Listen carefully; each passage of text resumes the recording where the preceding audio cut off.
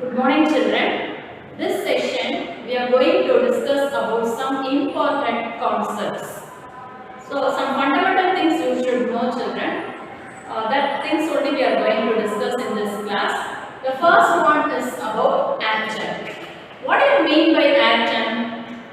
An atom is nothing but it is the smallest particle of an element that takes part in a chemical reaction. Okay. So it's a very important word in chemistry. That is an important term in chemistry. Atom means atom is the smallest particle. Particle means what? It's a very small thing. Okay, we cannot able to see that one because it is a minute particle.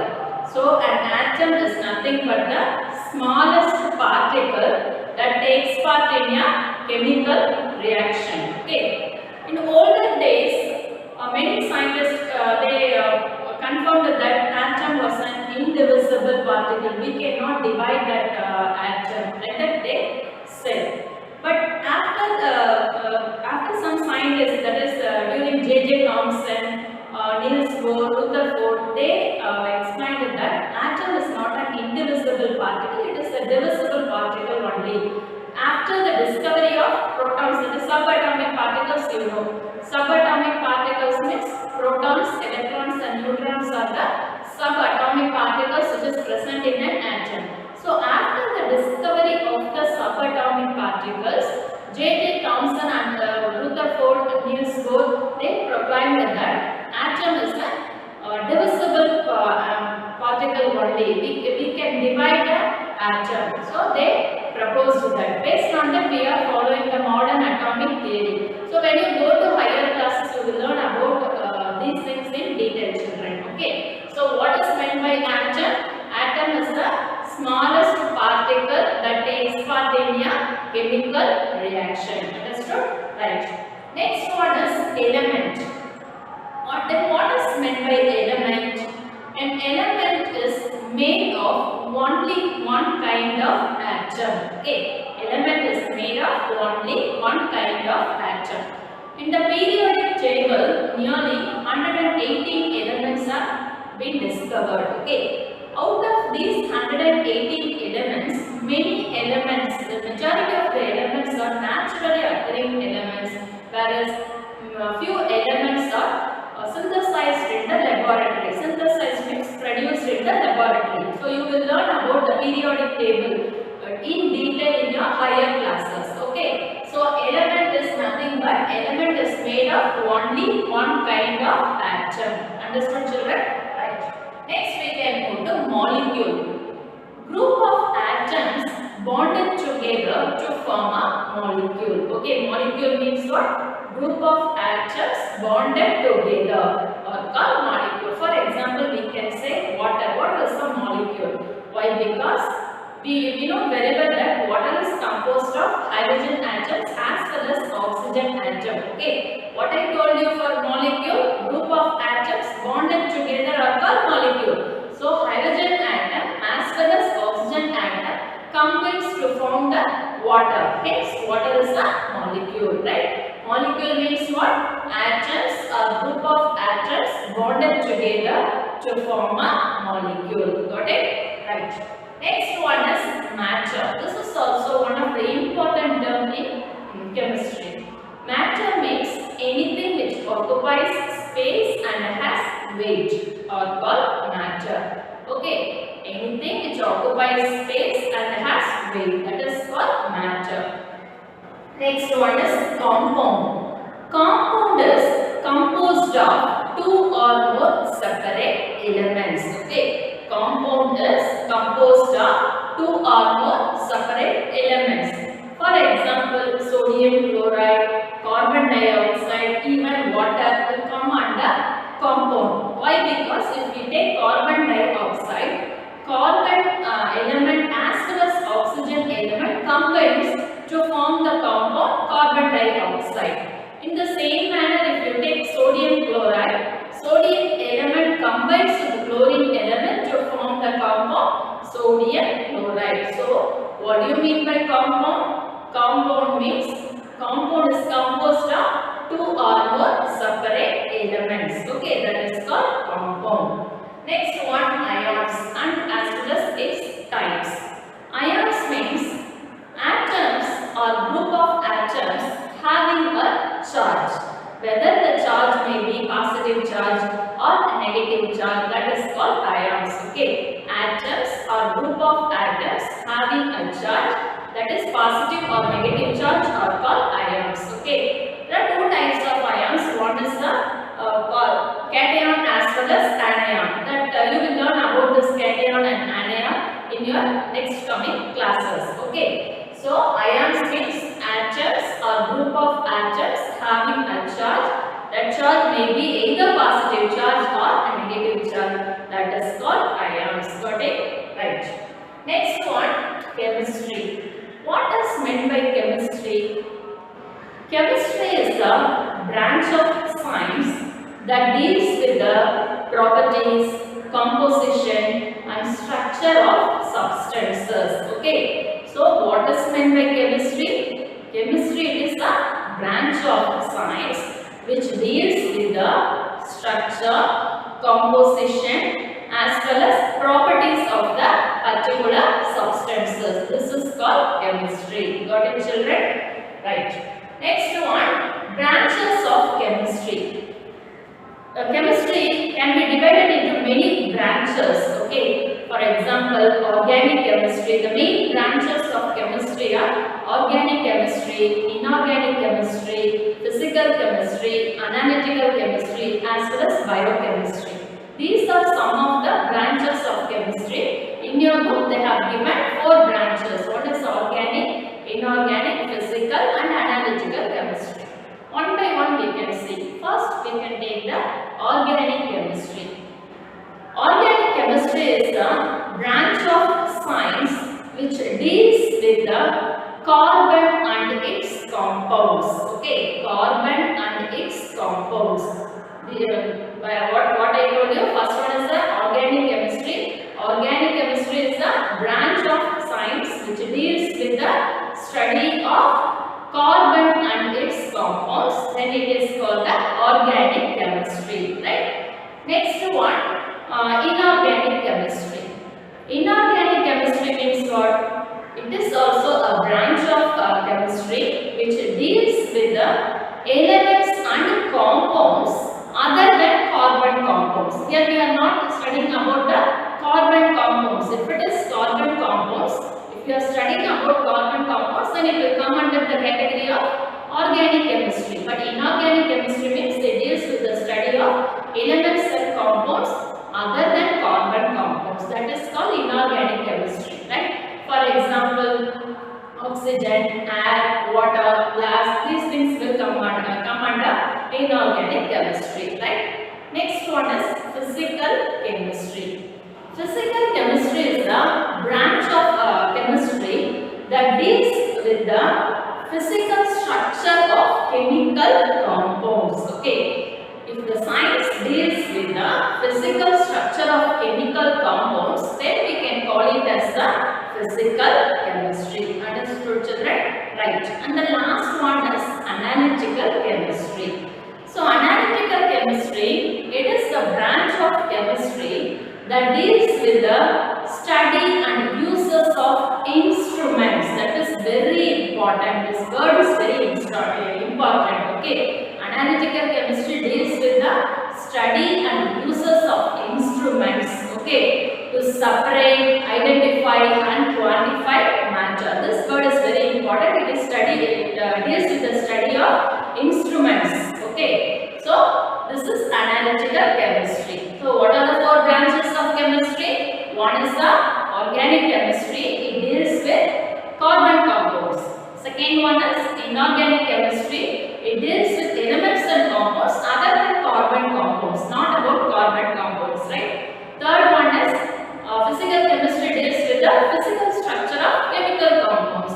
And the last one is analytical chemistry. It deals with the study and uses of instruments. Okay, used to separate, identify and quantify matter. This is called analytical chemistry. Right. Next we can move to the great minds of chemistry. Okay. Here we are going to discuss about very important Okay. Also about the inventions and discoveries. First, let me discuss about John Dalton. John Dalton proposed the atomic theory. Okay. In the beginning, John Dalton only said that atom was an indivisible particle. We cannot divide the atom. Okay. He said, but after J.J. Thomson and Rutherford, after the discovery of subatomic particles, it has been proved that atom is a divisible one only. So John Dalton proposed the atomic theory. Okay, John Dalton proposed atomic theory. In that theory, he proposed that atom is an indivisible particle. Right. Next one is Mendeleev. Mendeleev formulated the periodic table. The chemistry. In chemistry, periodic table is very important. Okay. So in chemistry, periodic table is very important. Nearly 118 elements have been discovered, right? And who formulated this periodic table? Mendeleev. Mendeleev formulated the periodic table. Got it, children? Right. Next one is Marie Curie. Marie Curie isolated radium and polonium. Isolated means separated radium as well as polonium, right? Next one is J.J. Thomson. J.J. Thomson discovered electrons. You know about the subatomic particles. The three subatomic particles are protons, electrons and neutrons. Okay. So J.J. Thomson discovered electrons. Got it, children? Right. Next one is Henry Cavendish. Henry Cavendish produced oxygen and carbon dioxide in his laboratory. Right. Henry Cavendish produced hydrogen and carbon dioxide in his laboratory. Hydrogen and carbon dioxide in his laboratory. Who produced hydrogen and carbon dioxide? Henry Cavendish. Okay. So next one is Lavoisier. Lavoisier proposed the law of conservation of mass. What is law of conservation of mass? During chemical reactions, the total mass of the products are always equal to the total mass of the reactant. This is the law of conservation of mass. Okay. So Lavoisier proposed the law of conservation of mass. Okay. So these things are very important. John Dalton proposed atomic theory. Mendeleev formulated the periodic table. Marie Curie isolated radium and polonium. J.J. Thomson discovered electrons. Henry Cavendish discovered hydrogen and carbon dioxide in his laboratory. Lavoisier proposed law of conservation of mass. Okay. So you can expect this type of questions in NEET level. That is 1 mark type questions. Next we can move to applications of chemistry. Okay. Applications of chemistry. That is uses. Chemistry touches all aspects of daily life. Okay, chemistry touches all aspects of life such as agriculture, clothing, medicine, food, useful materials, building materials, cosmetics, metals and alloys, etc. Right? First, let me discuss about agriculture. Okay. Scientists, they developed many chemicals such as fertilizers, pesticides, insecticides to increase the production of crop. Okay, then only we can yield more crops, right? So, and if you take the fertilizers are generally chemicals used to improve the production of crops. Okay. And if you take pesticides are also nothing but chemicals only. It is used to kill the pest in the foodstuffs or other crops like that. Okay, and pesticides, even insecticides also. Insecticides means these are some of the chemicals which are used to kill the insects. Okay, otherwise that insects will spoil all the crops. For that purpose, the scientists they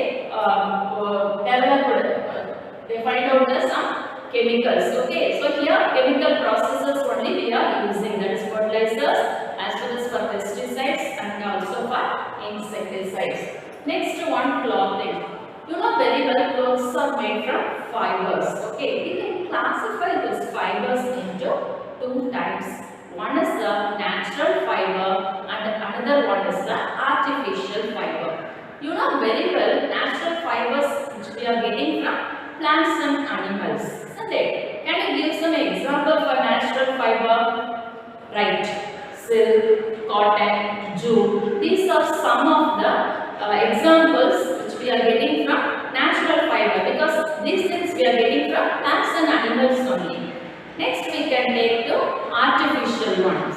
Okay, natural fiber. Second one is artificial fiber. Artificial fiber means these fibers which we are getting from chemical substances. For example, rayon, nylon, polyester. These things we are getting from chemicals only, right? So, not only in agriculture side, even for clothes also chemicals are used. Next one, building materials.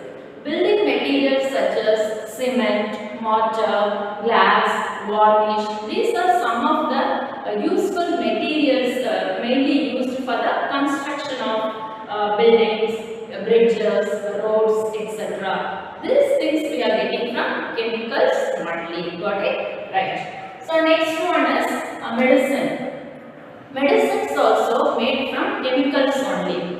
Medicines are generally used to cure the diseases. Okay, and some of the medicines like paracetamol, penicillin, aspirin are used to treat various diseases. So medicines are obtained from chemical processes only. Got it, children? Right. Next one, useful materials. Some of the useful materials such as fibers, okay, rubber, plastics.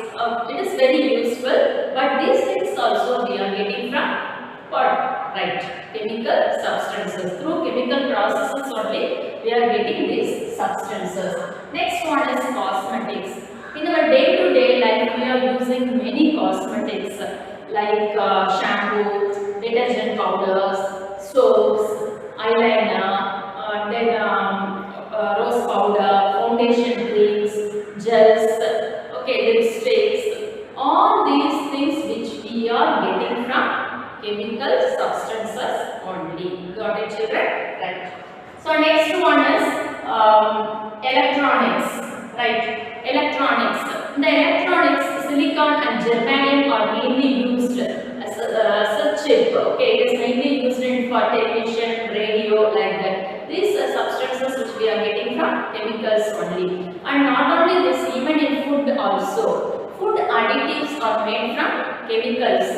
And many food preservatives that we use in our daily life, such as sodium benzoate, is made from chemicals only. And preservatives also, that is preservative sodium benzoate I told you, and artificial sweeteners also which we use in our daily life, such as saccharin. And in our day-to-day life we are using oils, that is refined oil which we are getting from, yes, chemicals only. Okay, so this is also one of the example. All these things which we are getting from chemicals only, chemical processes only. There are many things here manufactured through chemical process. So these are some of the applications of chemistry. Understood, children?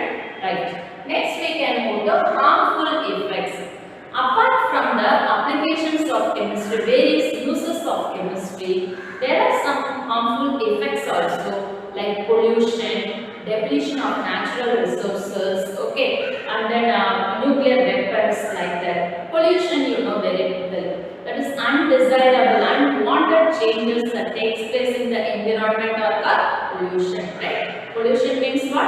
Undesirable or unwanted changes that take place in the environment are called pollution. There are different types of pollution that you know very well, like air pollution, water pollution, land pollution, noise pollution, thermal pollution, like that. Okay, so these things you should know about it. Got it, children? Right. Next, let us discuss about the chemistry laboratory.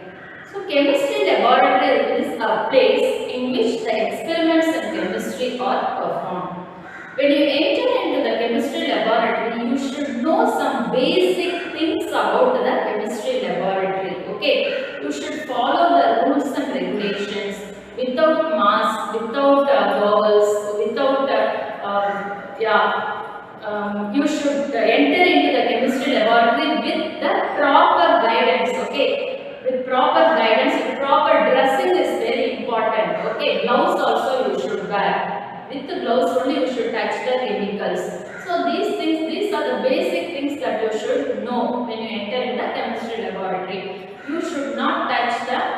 chemicals with bare hand. For that purpose, you should use gloves. Okay, and mask also very important. You should not inhale any chemicals. Okay, you should not smell the chemicals. You should not taste the chemicals. So basic things you should know, right? You should not eat anything in the chemistry laboratory. Understood, children? So for each and everything, if you want to measure something, means you have to follow that particular pipette or burette or otherwise glass rod is must. These things you should know. Okay. So these are some of the things that you should know about the chemistry laboratory. Got it, children? Right. So next we can move to some important definitions and changes around us. Okay. What are the important definitions? First, let me discuss about the evaporation. So evaporation means what? The change of state from liquid to gas is called evaporation. Okay. The change of state from liquid to gas is called evaporation. Right. Next one, freezing. The change of state from liquid to solid. Okay. The change of state from liquid to solid is called freezing. Okay, this term is called freezing. Next one is melting process. Melting. The change of state from solid to liquid is called melting. Okay, so melting means what? The change of state from solid to liquid. Then we can call it as melting process. Okay, so next one is sublimation process. The change of state from solid to gas is called sublimation. Okay, the change of state from solid to gas is called sublimation process. So these are some of the definitions that you should know, children. Right? Next, we can move to type of changes. We can classify the changes into two types. One is the physical change and another one is the chemical change. Okay. So what is the difference between physical change and chemical change? If you take the physical change is generally a reversible change. Okay. And also it is a temporary change. And here no new substance is formed. These are called the physical change. Then what about chemical changes? Chemical changes are irreversible change. Okay, new substance is formed during chemical reaction, right? And chemical change is irreversible and new substance is formed, right? So these are the differences between physical change and chemical change. Physical change is a temporary change, whereas chemical change is a permanent change. Okay, and physical change is a reversible change, whereas chemical change is an irreversible change. In physical change, no new substance is formed, whereas in chemical change, new substance is formed. These terms you should remember about physical change and chemical change. Also, you should know about some examples you should give for physical change and chemical change. Okay. For physical change, we can say melting of ice. Okay. Evaporation of water. Whereas chemical change, we can say bursting of crackers. Like that, we have to give some examples.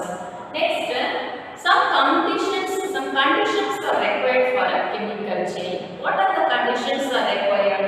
First one is close contact. Second one is heat.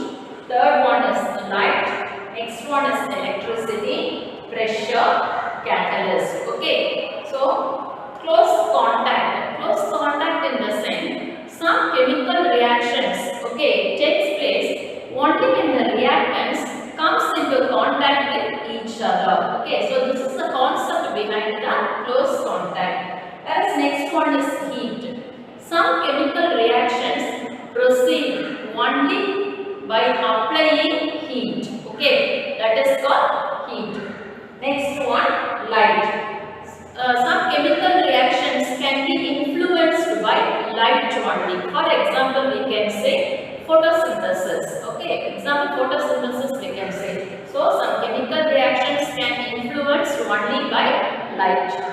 So this process, otherwise we can say it as photolysis process. Okay, photolysis process or photochemical reaction. Here heat I told you no. Some chemical reactions can be achieved only by the supply of heat, isn't it? That reactions are otherwise we can say it it as thermochemical reactions or thermolysis process. Next one is electricity. Some chemical reactions can be achieved only by the passage of electricity. Okay, some chemical reactions takes place with the help of electricity only. So that reaction are called electrolysis process, or otherwise we can say it as electrochemical reactions. Got it? Next, pressure is also very important for the solubility. For solubility purpose, pressure is very important. For example, we can say aerated drinks like Pepsi, Coca-Cola, that we can say it as an example, right? Next one, catalyst. Catalyst in the sense, here some chemical reactions can be influenced by catalyst. That is, during chemical reactions, some chemicals act as a catalyst. What is the purpose of the catalyst means? These substances will speed up the chemical reaction. For that purpose, we are adding catalyst. Okay. So these are some of the conditions that we use in the chemical chain. Chemical changes, that is, certain conditions are influenced by chemical changes. Some of the conditions are heat, light, catalyst, pressure, close contact, pressure, etc. Right, children? Good. So next we can move to the indication of chemical changes. So during chemical changes, there will be some indications will happen. Okay. Based on that, you can identify it will come under chemical change. First one is evolution of gases. Evolution in the sense liberation of gases. Okay, given out. So first one is evolution of gases or liberation of gases. Second one, formation of precipitate. Then what is meant by precipitate? Precipitate means during chemical reactions, some substances react to form products in the form of powdery substances. Okay, in the form of powdery substances. That is called a precipitate. This is nothing but a solid form only. Precipitate is nothing but a solid form. Okay, so during chemical reaction, we can see the formation of precipitate. That is also one of the indication of chemical changes. Next one is production of sound. Okay, during chemical changes, some chemicals will produce sound. Some chemical substances will produce sound. Okay, so production of sound. Next, production of light. Okay, production of light, followed by production of heat and change of color. During chemical reaction time, color will be changes. Okay, we are getting the final product now, so in the color will change. So these are some of the indications of chemical changes. First one is evolution of gases, formation of precipitate, production of sound, production of electricity, production of light, production of heat and change of color. These are some of the indication of chemical changes. Got it, children? Right. Next we can move to precipitate. Already I told you, during chemical reaction, some substances react to form powdery, to form products in the form of powdery form. That final product you will be getting in a powdery form. That is called the precipitate. So it is a solid form only, right? This is called precipitate. Next, let us discuss about exothermic reaction and endothermic reaction. What is the difference between exothermic reaction and endothermic reaction? First, let me take the exothermic reaction. During chemical reactions, heat will get liberated, or evolution of heat takes place. Evolution as well as liberation both have same meaning only. During chemical changes, if liberation of heat is obtained, in that case we can say it as a exothermic reaction. Okay, exothermic reaction means heat is liberated. Heat is evolution of heat. Okay. Next, endothermic reaction. Then what is endothermic reaction? During chemical reactions, heat is absorbed. Okay, heat is absorbed means that is called endothermic reaction. Whereas heat is liberated means that is exothermic reaction. That's the difference between exothermic reaction and endothermic reaction. Understood? Exothermic reaction means heat is liberated. Heat given out, whereas endothermic reaction means heat is absorbed. Okay, understood children? So what are the things we discussed today? One is about atom, element, molecule, compound, ions, followed by meaning for chemistry, and then branches. What are the branches of chemistry and the application of chemistry? Next one, we discussed about the harmful effects of chemistry and great minds of chemistry. In that time we discussed about famous scientists, about their inventions and discoveries. Okay, and types of changes, important definitions like freezing, and then boiling, melting process, okay, sublimation. These terms we discussed. Next, physical and chemical changes.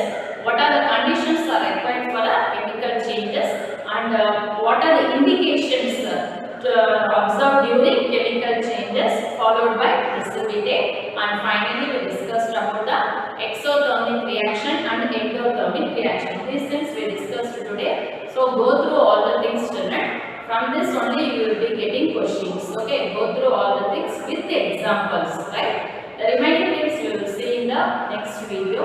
Thank you, children.